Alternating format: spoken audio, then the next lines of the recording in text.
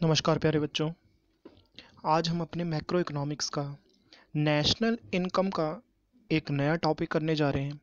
ये टॉपिक बहुत ज़्यादा इम्पॉर्टेंट है क्योंकि जब हमें नेशनल इनकम की कैलकुलेशन करनी पड़ती है तो उस टाइम पे या फिर जब हम अपने डोमेस्टिक इनकम की कैलकुलेशन करती है तो हमें एक टर्म ध्यान रखनी पड़ती है कि कौन सा प्रोडक्शन हमारी डोमेस्टिक टेरिटरी के अंदर हुआ है और कौन सा प्रोडक्शन हमारे देश की डोमेस्टिक टेरिटरी से बाहर हुआ है। यानी कौन सी गुड्स एंड सर्विसेज ऐसी हैं जो हमारी डोमेस्टिक टेरिटरी यानी घरेलू सीमा के अंदर बनी है और कौन सी ऐसी गुड्स एंड सर्विसेज हैं जो हमारे डोमेस्टिक टेरिटरी यानी घरेलू सीमा के बाहर बनी है। क्योंकि अब धीरे धीरे हम नेशनल इनकम के कंसेप्ट की तरफ और ग्रॉस डोमेस्टिक प्रोडक्ट यानी अपने जो डोमेस्टिक इनकम है उसके कॉन्सेप्ट की तरफ हम आगे बढ़ रहे हैं, तो हमें पता होना चाहिए कि जो डोमेस्टिक इनकम है उसमें हम वो गुड्स एंड सर्विसेज की प्रोडक्शन को जोड़ेंगे जो हमारे डोमेस्टिक टेरिटरी के अंदर बनी होंगी। यानी ऐसे गुड्स एंड सर्विसेज जो हमारी घरेलू सीमा के अंदर बनेगी उसको हम डोमेस्टिक इनकम में जोड़ेंगे। जबकि हम जब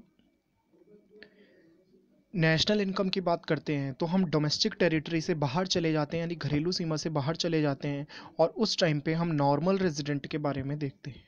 तो नॉर्मल रेजिडेंट जो प्रोडक्शन कर रहे हैं एक साल में गुड्स एंड सर्विसेज का, उनसे जो इनकम जनरेट होती है उसको हम नेशनल इनकम में जोड़ते हैं।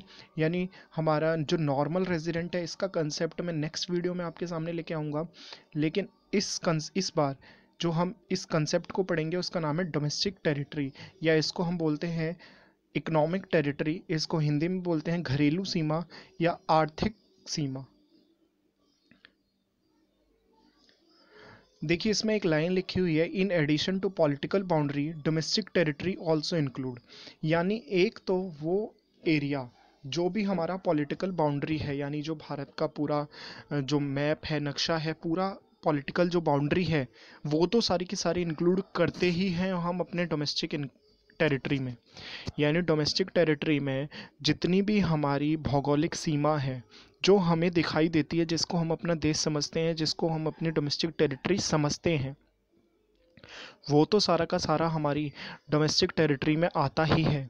लेकिन उसके अलावा भी कुछ ऐसी चीज़ें हैं जो हमारी डोमेस्टिक टेरिटरी में आती हैं लेकिन हमें पता नहीं होती, और बोर्ड में क्वेश्चन यहाँ से बनाए जाते हैं और यहाँ से क्वेश्चन सीबीएसई 6 मार्क्स में पूछती है, दो दो पॉइंट्स दो दो नंबर में करके। यानी ये टॉपिक हमारे लिए बहुत इंपॉर्टेंट है। आगे जब हम धीरे धीरे नेशनल इनकम की कैलकुलेशन करेंगे तो उस टाइम पे भी हमें कौन सी प्रोडक्शन डोमेस्टिक टेरिटरी में हुई है, कौन सी प्रोडक्शन डोमेस्टिक टेरिटरी में नहीं हुई है, इसको भी समझ में आना चाहिए। तो इसके लिए हमें ये पता होना चाहिए कि हमारी जो डोमेस्टिक टेरिटरी है उसके अलावा ऐसे कौन कौन सी पार्ट्स हैं, ऐसी कौन कौन सी चीज़ें हैं जिसको हम डोमेस्टिक टेरिटरी में इंक्लूड करते हैं अपनी पॉलिटिकल फ्रंटियर के अलावा, पॉलिटिकल बाउंड्री के अलावा।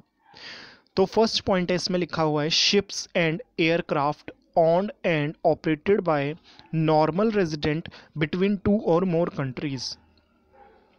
यानी शिप्स जो भी पानी के जहाज होंगे या फिर जो एयरक्राफ्ट हैं हवाई मार्ग के द्वारा जाने वाले जहाज हैं, यदि उसको कोई नॉर्मल रेजिडेंट ऑपरेट करता है, हमारे देश का सामान्य नागरिक ऑपरेट करता है और वो दो देशों के बीच में जाता है, यानी इंडिया से चला और मान लीजिए वो जापान तक गया, तो वो एरिया इंडिया की डोमेस्टिक टेरिटरी का हिस्सा होता है।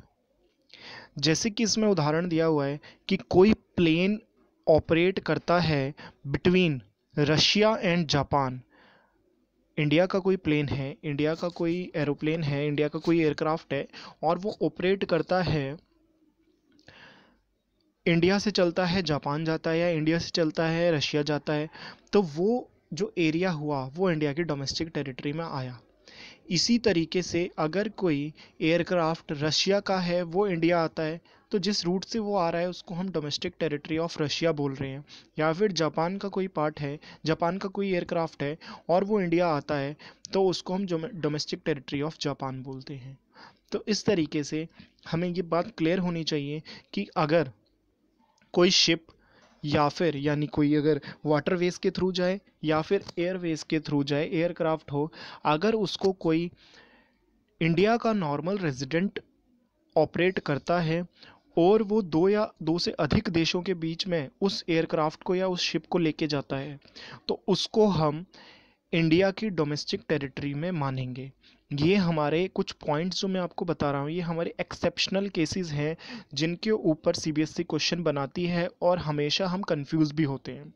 यानी हमें डोमेस्टिक टेरिटरी का जो मतलब पता है, हमें जो डोमेस्टिक टेरिटरी का मतलब पता है वो केवल वो है जो हम भारत का इंडिया का मैप देखते हैं, यानी ये हमारी घरेलू सीमा है। इसके बाहर के बारे में हमें कंसेप्ट्स पता नहीं होते कि हमारे देश से अगर कोई जहाज़ दूसरे देश जा रहा है वो एरिया कहाँ है, या हमारे देश के कुछ जो ऐसी जगहें हैं जहाँ पे हम वाटरवेज के थ्रू एक्टिव होते हैं, या हमारे फिशरमैन एक्टिव होते हैं वाटर किसी ओशियन में, तो वो एरिया कहाँ जाएगा, तो उसके बारे में हम यहाँ पे चर्चा कर रहे हैं।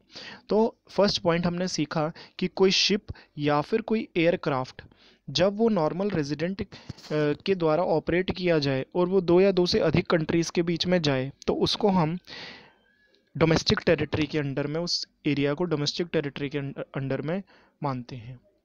कोई जैसे इसका एग्जांपल ध्यान रखेंगे, कोई प्लेन है अगर वो इंडिया से उड़ा और उसने रशिया गया या जापान गया, तो उतना एरिया इंडिया की डोमेस्टिक टेरिटरी का पार्ट होगा।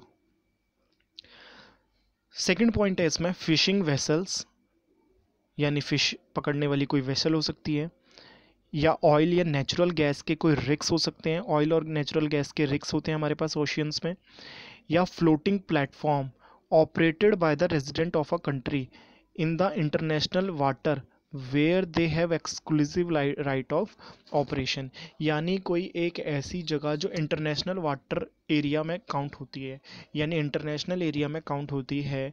कोई ओशियन हो सकता है, ओशियन जो इंडिया का एरिया में आ रहे हैं उतना तो इंडिया का पार्ट है, लेकिन जो इंडिया से बाहर जा रहे हैं तो उस एरिया में अगर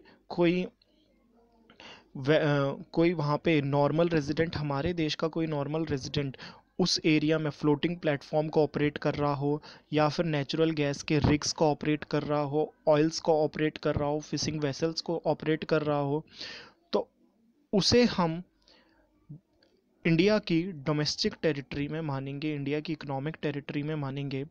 इसीलिए यहाँ पे लिखा गया है फिशिंग वेसल्स, ऑयल या natural gas rigs and floating platform operated by the resident of a country. ये ध्यान रखना है कि उसको इंडिया का ही रेजिडेंट ऑपरेट कर रहा हो, क्योंकि हम यहाँ पे इंडिया की डोमेस्टिक टेरिटरी को पढ़ना सीख रहे हैं। अगर किसी दूसरे देश के संदर्भ में क्वेश्चन आता है तो उसको हम उस तरीके से सीख सकते हैं।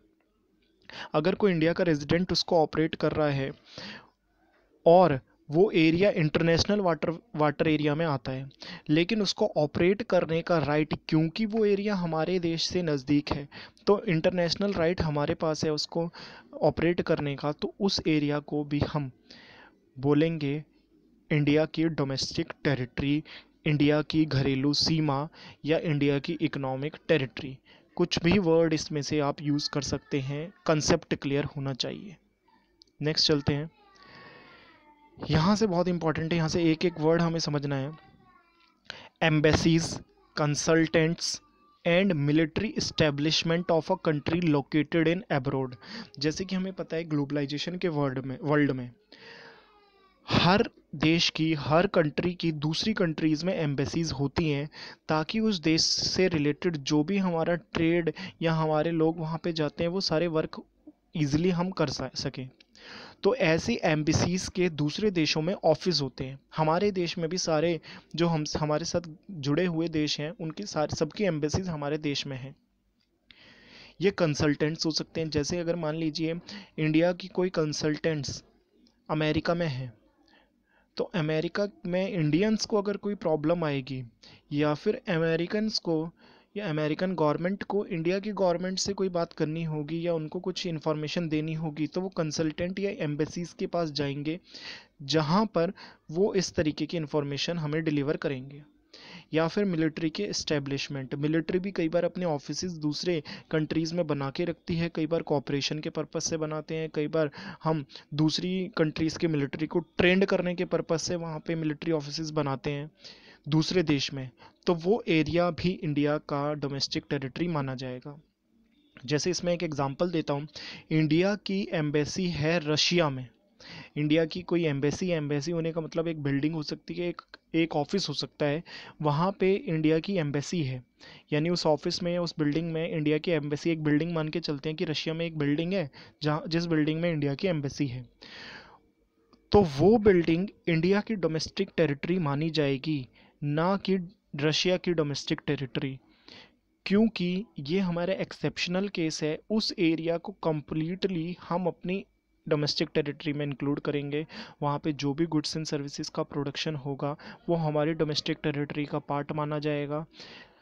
और तो उस टाइम पे उस डोमेस्टिक टेरिटरी, यानी अगर हम डोमेस्टिक इनकम का कैलकुलेशन करेंगे तो डोमेस्टिक टेरिटरी को देखते हैं, तो उस टाइम पे वो हमारी इंडियन एम्बेसी हमारे देश में ना होते हुए भी हमें उसको अपनी देश की हमें उसे अपने देश की डोमेस्टिक टेरिटरी में मान के डोमेस्टिक इनकम में इंक्लूड करना पड़ेगा।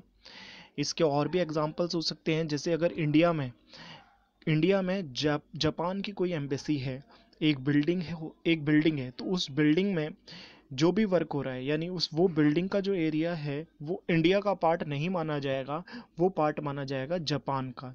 जापान की डोमेस्टिक टेरिटरी मानी जाएगी, और वहाँ पे जो गुड्स एंड सर्विसेज का प्रोडक्शन हो रहा है उसको जापान अपनी डोमेस्टिक टेरिटरी में जापान जब अपनी डोमेस्टिक टेरिटरी का को डोमेस्टिक इनकम को कैलकुलेट करेगा तो उसमें वो उसको इंक्लूड करेगा। इसी तरीके से और भी एग्जांपल हो सकते हैं। मान लीजिए कि इंडिया में कोई एम्बेसी है यूके की, तो यूके की एम्बेसी अगर इंडिया में है तो जहाँ पे वो एम्बेसी है उस एरिया को, या उस कंसल्टेंट ऑफिस को, या उस मिलिट्री एस्टेब्लिशमेंट एरिया को हम यूके का पार्ट मानेंगे, यूके की डोमेस्टिक टेरिटरी मानेंगे, ना कि इंडिया की डोमेस्टिक टेरिटरी।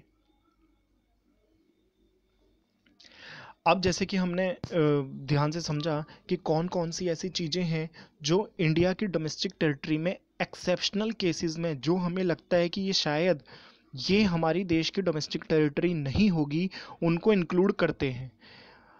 तो कुछ ऐसे एक्सेप्शनल केस भी होते हैं जो हमें लगता है कि हमारे देश में हैं, और ये तो हमारी डोमेस्टिक टेरिटरी है, ये तो हमारी घरेलू सीमा है।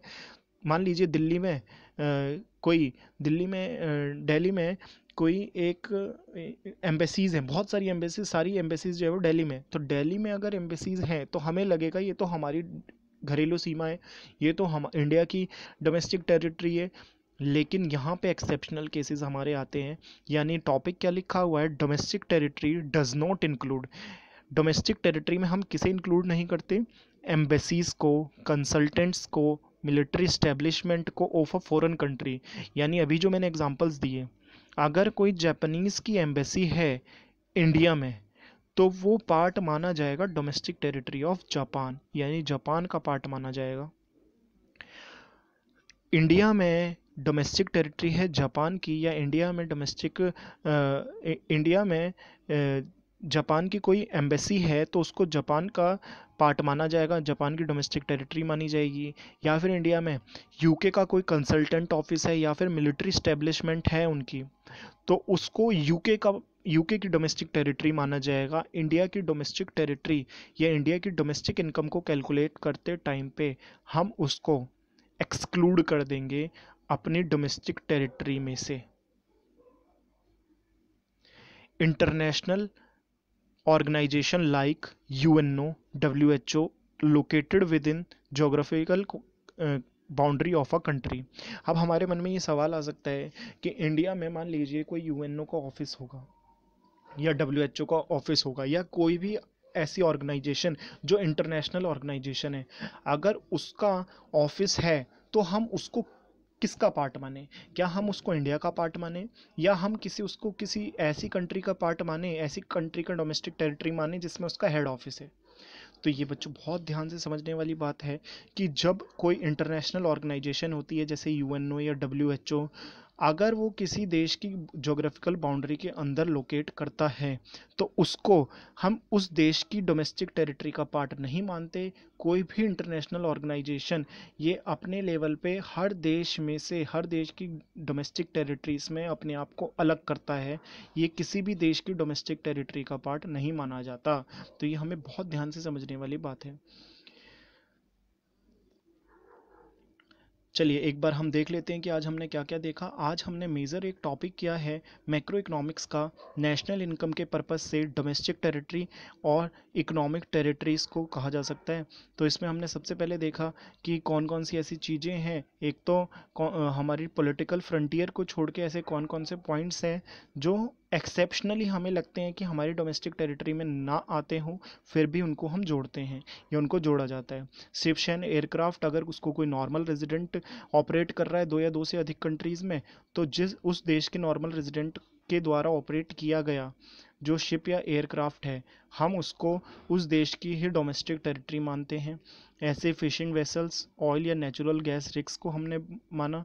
फिर उसके बाद एम्बेसी, कंसल्टेंट या मिलिट्री इस्टेब्लिशमेंट अगर इंडिया के दूसरे देश में है तो इंडिया की डोमेस्टिक टेरिटरी में माना जाएगा, और अगर इंडिया में किसी दूसरे देश के एम्बेसीज, कंसल्टेंट या फिर मिलिट्री इस्टेब्लिशमेंट है तो उस देश का डोमेस्टिक टेरिटरी में माना जाएगा। फिर उसके बाद में हमने देखा कि ऐसे कौन कौन से पॉइंट्स हैं जिसको हम एक्सेप्शनली इंक्लूड नहीं करते। पहले हमने इंक्लूड वाले देखे, अब हमने देखा कि कौन कौन से को हम इंक्लूड नहीं करते। हमें जनरली लगता है कि ये सारे पॉइंट्स हमारे देश में आने चाहिए, हमारे देश की डोमेस्टिक टेरिटरी में आने चाहिए, लेकिन हम उसको इंक्लूड नहीं करते। जैसे कि एम्बेसी हो सकती है, दिल्ली में कोई ऑफिस है एम्बेसी का, कंसल्टेंट का, मिलिट्री एस्टेब्लिशमेंट का, डायरेक्ट हमारा माइंड जाएगा कि ये तो इंडिया का पार्ट है तो हम उसको इंडिया की डोमेस्टिक टेरिटरी में मानेंगे, लेकिन ऐसा नहीं है। जैसे हमने दूसरे देश से एम्बेसीज के ऑफिस को अपने डोमेस्टिक टेरिटरी में माना, तो उसी तरीके से अपने देश की डोमेस्टिक टेरिटरी, अपने देश में ऑपरेट करने वाले फॉरेन की एम्बेसी, कंसल्टेंट और मिलिट्री एस्टेब्लिशमेंट को भी उसी कंट्री का पार्ट हमें मानना पड़ेगा। इसको हम अपनी डोमेस्टिक टेरिटरी का पार्ट नहीं मानेंगे। इंटरनेशनल कोई ऑर्गेनाइजेशन हो सकती है, तो उसको, इंटरनेशनल ऑर्गेनाइजेशन को हम इंटरनेशनल बाउंड्रीज़ पे छोड़ देते हैं, वो किसी भी देश की जोग्राफिकल बाउंड्रीज़ में नहीं आता, वो किसी भी देश की डोमेस्टिक टेरिटरी का पार्ट नहीं होता। तो इतना जो भी हमने सीखा उसके बेसिस पे आपको इन क्वेश्चंस का जवाब देना है कमेंट सेक्शन में कि कौन कौन से पॉइंट्स इसमें से डोमेस्टिक टेरिटरी में इंक्लूड किए जाएंगे और कौन कौन से इसमें से इंक्लूड नहीं किए जाएंगे। यानी आपको बताना है यस यस में आंसर देना है कि जैसे एक इंडिया की कंपनी है लंदन में, तो क्या उसको डोमेस्टिक टेरिटरी में हम इंक्लूड करेंगे? अगर हाँ, यस लिख के आपको इसके आगे इसका रीज़न भी बताना है। माइक्रोसॉफ्ट ऑफिस इन इंडिया में, अगर इंडिया में माइक्रोसॉफ्ट का ऑफिस है तो उसको हम डोमेस्टिक टेरिटरी में इंक्लूड करेंगे क्या? इंडिया के संदर्भ में आपको आंसर देने हैं सारे। Company in India owned by Japan, यानी किसी की कोई जापानीज़ है उसके द्वारा इंडिया में कोई कंपनी है, उसको, उसका वो ऑनर है। जब इंडिया में कोई कंपनी है उसका ऑनर कोई जापानीज़ है, तो क्या उसको इंडिया की डोमेस्टिक टेरिटरी माना जाएगा? Office of Reliance industry, New York में रिलायंस इंडस्ट्री का ऑफिस है, क्या उसको डोमेस्टिक टेरिटरी ऑफ इंडिया में माना जाएगा? Branch of foreign bank in India, मान लीजिए कोई फॉरेन का बैंक है, HSBC है, तो उसका ऑफिस अगर दिल्ली में है तो क्या उसको हम इंडिया की डोमेस्टिक टेरिटरी में मानेंगे? Indian embassy in Japan, Japan में इंडिया की एम्बेसी है, तो क्या उसको हम इंडिया की डोमेस्टिक टेरिटरी में मानेंगे? Branch of state bank in China, of state bank of India in China, यानी चाइना में SBI की कोई ब्रांच है, तो उसको चाइना की डोमेस्टिक टेरिटरी माना जाएगा या फिर इंडिया की डोमेस्टिक टेरिटरी माना जाएगा? Russian embassy in India, Russia की एम्बेसी है भारत में, उसको किसका पार्ट माना जाएगा? इंडिया का। क्या उसको डोमेस्टिक टेरिटरी ऑफ इंडिया में हम जोड़ेंगे? अगर आप इन सभी पॉइंट्स का आंसर हाँ में दे रहे हैं तो भी उसका रीज़न बताना है, अगर उसको नो लिख रहे हैं तो भी इसको आपको रीज़न बताना है। होप सो आपको वीडियो समझ में आ गई होगी, सारा टॉपिक क्लियर हो गया होगा। एक आपके लिए लास्ट में मैसेज है, stay home, stay safe, thank you.